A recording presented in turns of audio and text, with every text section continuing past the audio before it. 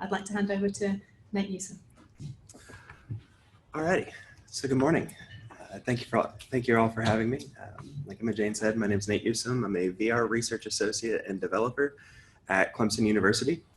And this morning I'd like to take some time to talk to you about some of the benefits of bringing a little bit of play into your work and your research and some of your classes. Somewhere between school and work and daily life, we tend to forget about play. It goes from being a primary source of how we learn as kids to kind of being relegated to what we do on the weekends or when we're not at work. So today I want to talk a little bit about kind of my background and how play became part of my creative process, and why and how that's played a major role in some of the projects we're working on today at Clemson.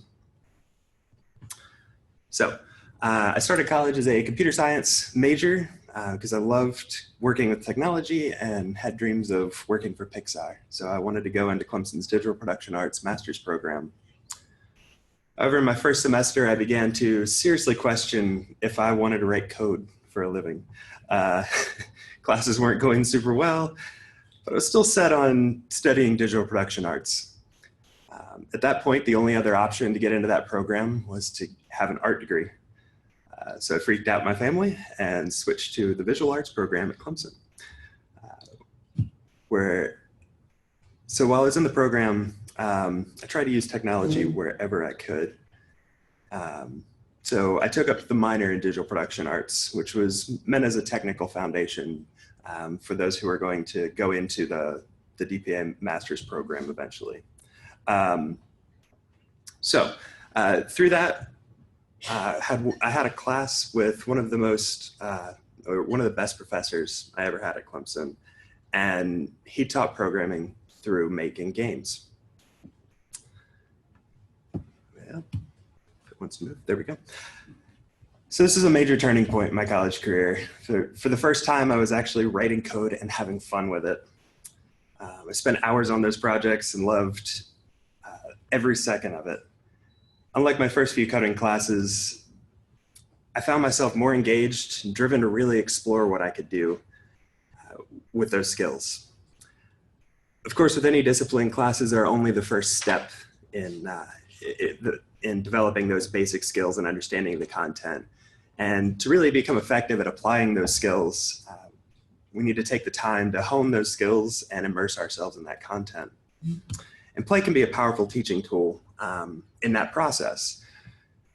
The content of that class was the same as any other computer science 101 class, but with one major difference: we were encouraged to play. So from that point on, play became a major part of my creative process and a major part in my art as well. So my art focused on exploring our interactions with technology, and I wanted viewers to be fully immersed in the installations that I made and be able to interact with that content. So became obsessed with finding any kind of technology that would allow me to do that. Spent hours in the studio using things like the Xbox Kinect, Leap Motion, and a number of software packages. And I didn't always have a direct goal in mind for what the art pieces would be, but I wanted to learn everything I could about those technologies. That time I spent playing really boosted my creativity and helped develop new techniques that I could use in my artwork. So by the time my final show rolled around, I had set up multiple interactive projection installations using the Kinect. A couple examples there. This piece was a large pedestal. It was filled with water. And whenever you would touch that water, it would kind of come alive. And the Kinect would begin to record all the different movements and things that you would make while you were interacting with it. Once you pull your hands out, it would stop recording, and then that recording would be overlaid on top of everyone else who interacted with it during the run of the show. Next. There it goes. On the floor of the gallery, I had this particle system that would emit from the feet of all the people who were walking through the gallery, again using the Kinect. And so as you can see, by the time I graduated, my interests had shifted a little away from animation, and now I had a real passion for interactive technologies. So one of my professors directed me to the virtual environments lab back in the computer science department, where they were developing virtual reality systems and interactive virtual humans. I was blown away. It was exactly what I was looking for to create more immersive experiences. So I joined the lab and began to pursue a master's in computer science. It was a great time to get into VR. The Oculus DK1 had just come out, and we were starting to see that it could finally take off this time. So we're going to fast forward a little bit to some of my grad work at the Sunoco Institute for Packaging Design and Graphics. So at that time, the Institute was focused on consumer market research and had a mock grocery store that they called CU Shop, where they would run eye tracking studies to better understand how packaging design informed consumer purchases. CU Shop was quite a successful research platform. They were interested in using VR to create a more flexible and potentially cheaper solution there. The driving mind behind the project is the assistant director of the Sunoco Institute, Bobby Congdon. He really approached this project with a playful attitude. Since no one else in the packaging field had done anything like this with VR, we felt it was up to us to really explore all the different possibilities that a VR store as a research platform could offer.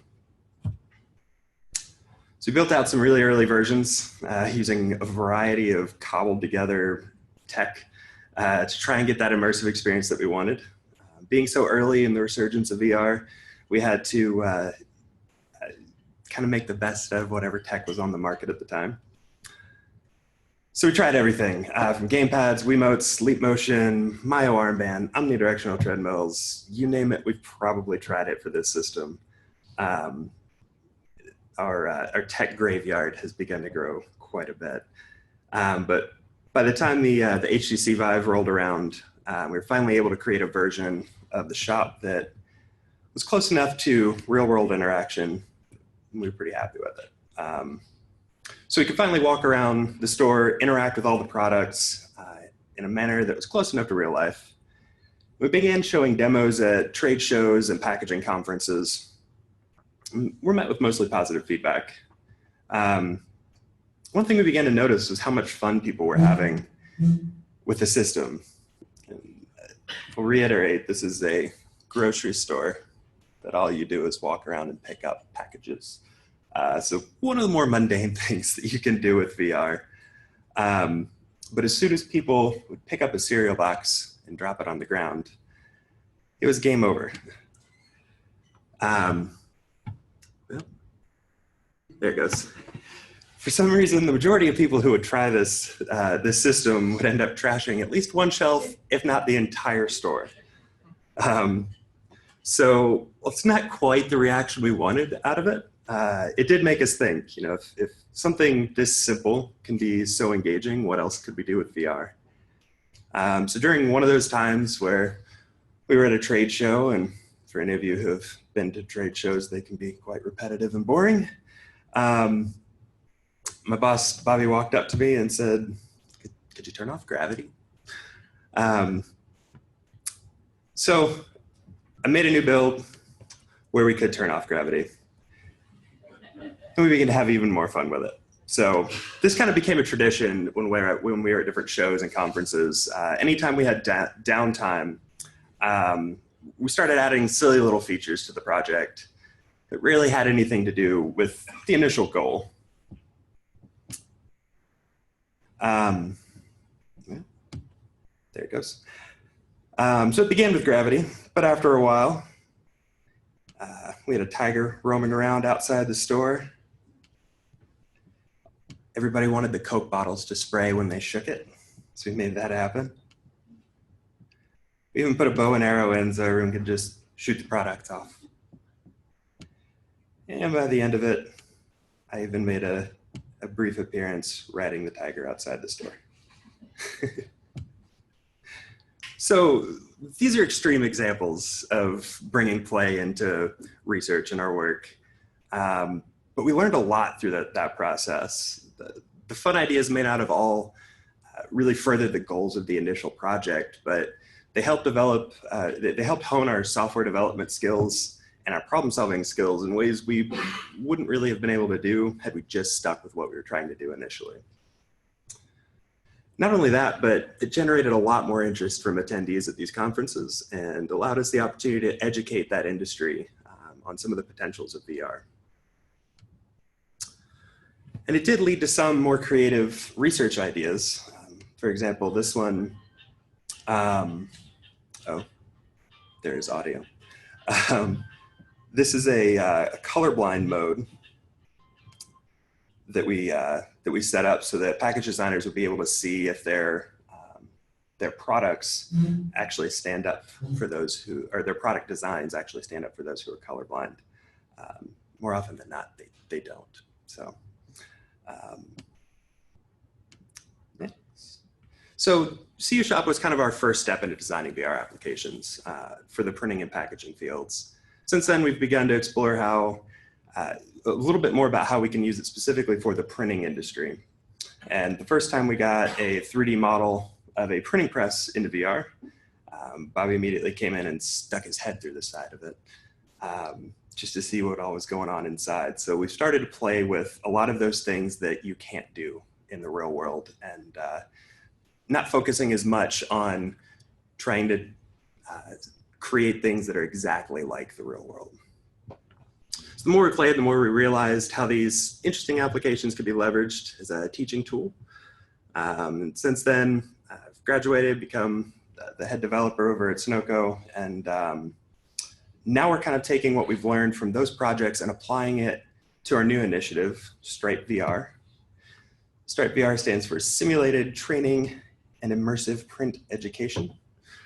So I'll show you a quick little video here of it. So we're building this project to the support of industry partners. And we're creating a system to teach high school and tech school students the basic concepts behind commercial printing. Not necessarily train on specific equipment, but focus on teaching the concepts and using some of the things VR can provide by pulling things apart, not really being constrained by some of the real world constraints. So we want students, so we want to really use that inherently fun and engaging nature of VR to sort of generate interest in students and careers for commercial printing, but while teaching the fundamental skills that our industry partners are looking for. So this is an industry-wide effort. We have various sponsors from the industry, and we plan to distribute this project to schools for free. This is still the early stages, but this kind of gives you a quick overview of a few things we can do with it. We're actually going to be showing this at a conference here in a couple of weeks to start getting some more interest in the community. So now more than ever, we've been able to turn to VR games for inspiration. In this example, we were inspired by the UI in Rec Room. So we created a similar wrist watch mounted menu and interface that students can interact with the press while they're in our system as well.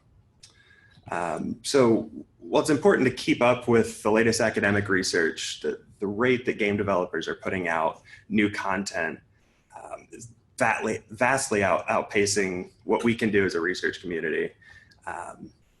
So they're not constrained by having to put out papers and things like that. So it's not all good, but you can play with various games and try things out without having to implement them in your system before you try that.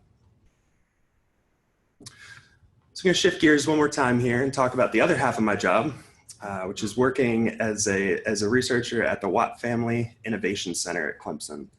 It's our newest building on campus, and it's the most technology-enhanced academic building.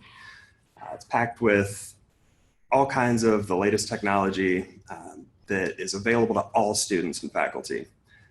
So our mission is to create an environment where collaboration among students, faculty, and leaders from industry generates ideas and solves complex problems. So to help with that mission, we have 3 student innovation spaces. First is our makerspace. Makerspace provides free access to 3D printing, laser cutting, CNC machining, embroidery machines, 3D scanning, all kinds of different tools.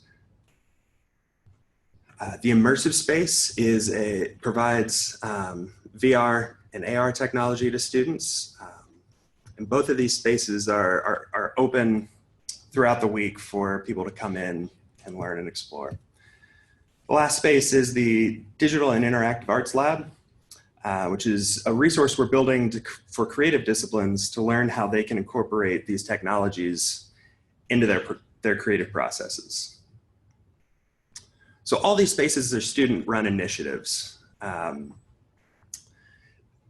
makerspace and the immersive space are run by student organizations. They have entirely funded the equipment and the staff that run the space.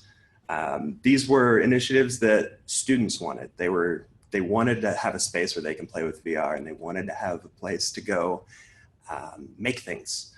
So they made it happen. We just provide the space and some administrative guidance, but these have become a huge part of what we do at Watt. So we'll look at a few examples of things that have come out of that. One of the major departments using our center is the nursing department. In the immersive space, certain classes are required to come in and use some of our anatomy apps to study and to learn for their class. Spatial nature of VR, it enables students to better understand some of those intricate anatomical structures. And it's a lot more engaging than the traditional videos that they've been using. And we see a lot of these nursing students come in for the class, but then keep coming back to study for future classes.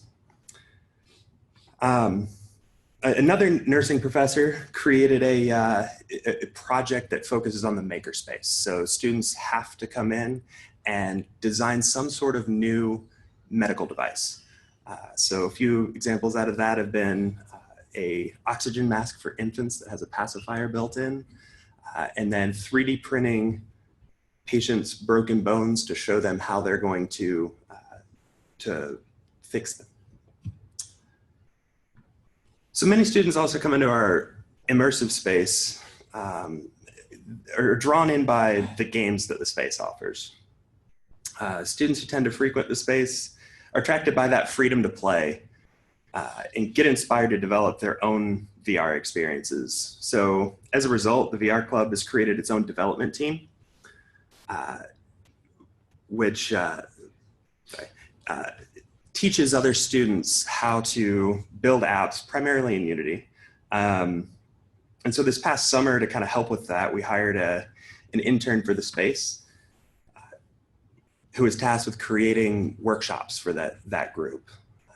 So he had some VR experience, but he wasn't super comfortable with it yet.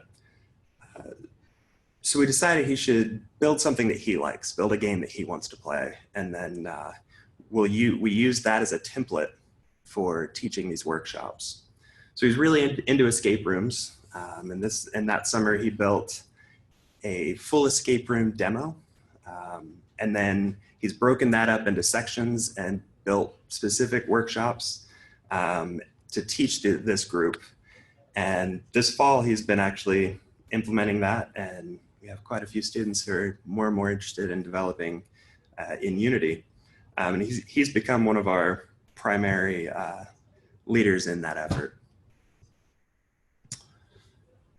Final project I'd like to talk about here kind of brings things full circle for me. During my time in the art program, there were very few technology resources available to art students. Most collaboration between departments kind of had to be fought for and was often met with roadblocks. But with campus initiatives like the Watt Center, we're finally able to bridge some of those gaps and not only make technology available to those students, but we're able to help them learn how to incorporate that technology as well. So we collaborated with the advanced sculpture class and created a project where we basically just set the art students free in the building. We showed them every piece of technology that we had and challenged them to use at least one piece of technology in an art project. Initially, a lot of these students were a bit apprehensive to play, especially coming from the art department where a lot of our equipment is hand-me-downs. Playing with really expensive toys is a little daunting for them. But having those other students who are staffing the space and teaching them how to use the space, they got pretty comfortable pretty quickly. And the students that really thrived the most with this project really allowed themselves to play with multiple technologies. So I'll show you a few examples here. So two projects that really stood out to me were from students who had never done any kind of programming, but they both really pushed themselves to explore different options. Both were able to make sculptures that not only use the tools in the makerspace, they also developed an augmented reality app in Unity that complemented the work. So this first one, the student used the laser cutter to create the structure and then created these windows into his piece using Unity and Vuforia.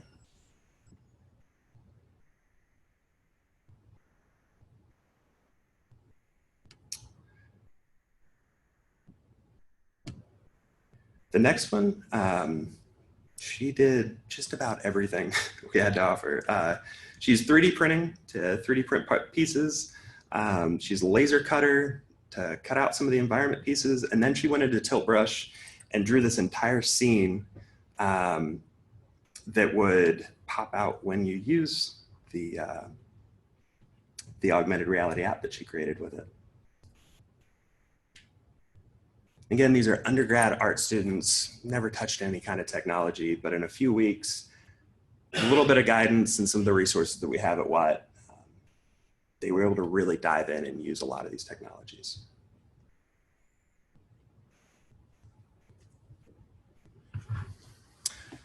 So these are just some examples of what can happen when we encourage a little bit of play in our work. So again, it's a powerful teaching tool. Helps us develop problem-solving capabilities and encourages creativity, drives innovation, and promotes a healthy work-life balance. For those of us in VR, there's so much more play to be done. Many of the standards for developing these experiences aren't set. There's so many opportunities to play with new interactions and create things that are not constrained by the real world. So it's easy to get wrapped up in paper deadlines and going after new grants, and those things are important. But take a little time to remember why you enjoy working in your field and see if you can find a little bit of room for play in your process. With VR, we have an incredibly fun field. So don't forget to play. Thank you.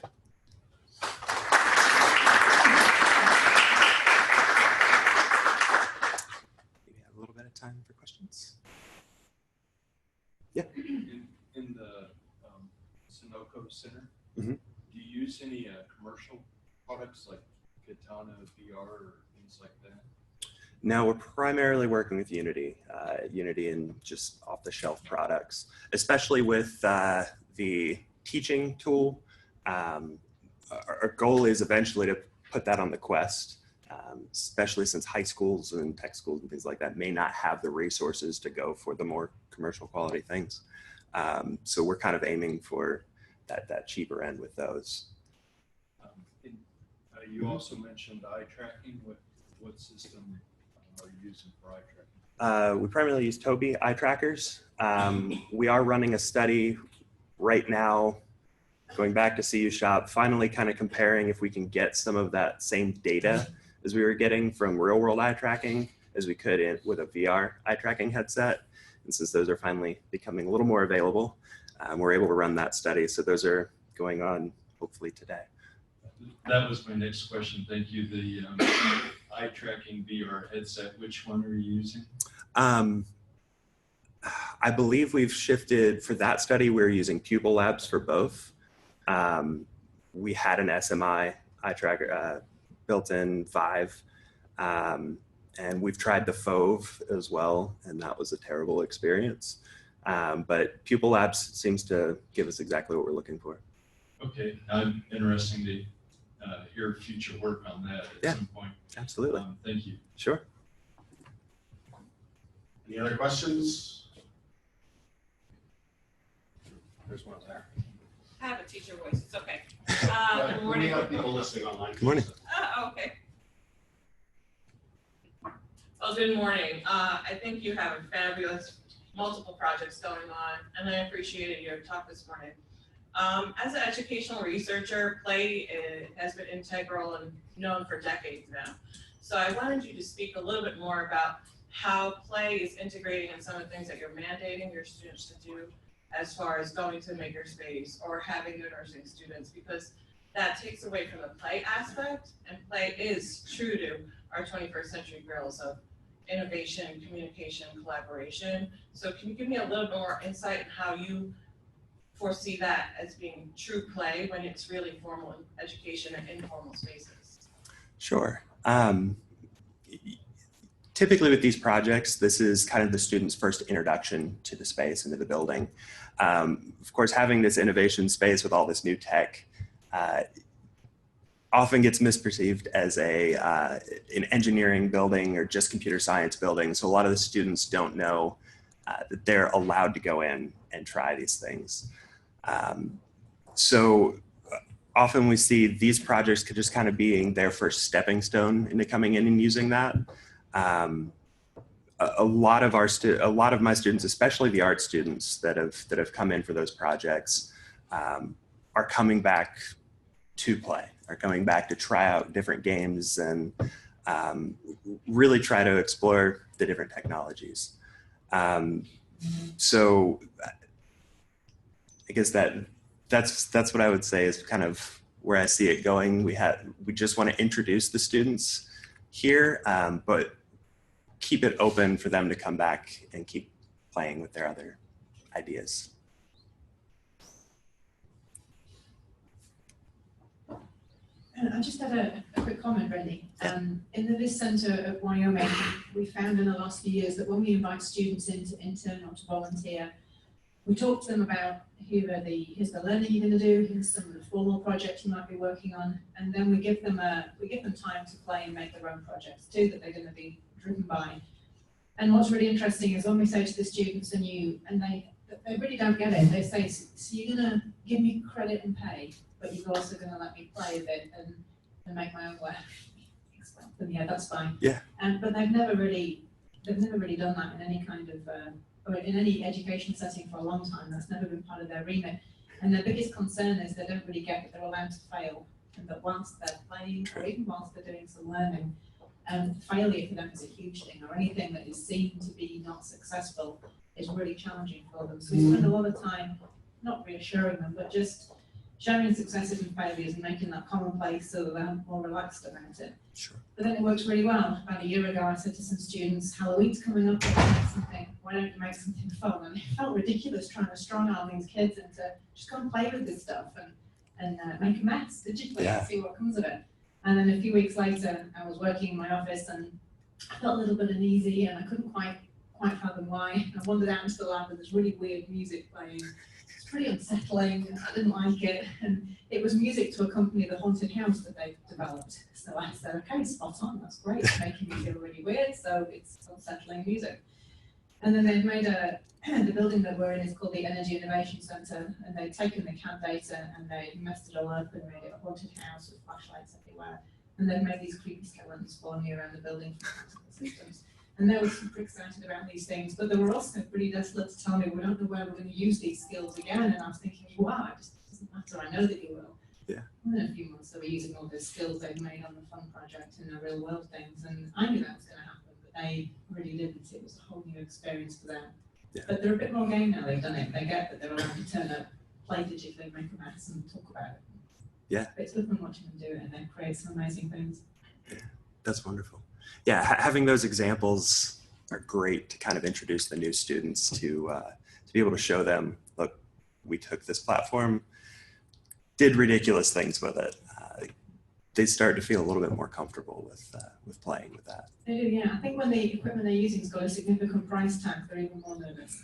True. And I say to my students on the technology associate program, if you at some point don't walk out of the cave room, which was a $1.8 million cave with an ashen look on your face, worried you broke something, you're probably not trying that, is it? And I'm not challenging you in the right ways because you're just using it to the point that it's supposed to be used. I want you to test it and push the boundaries and really play with it.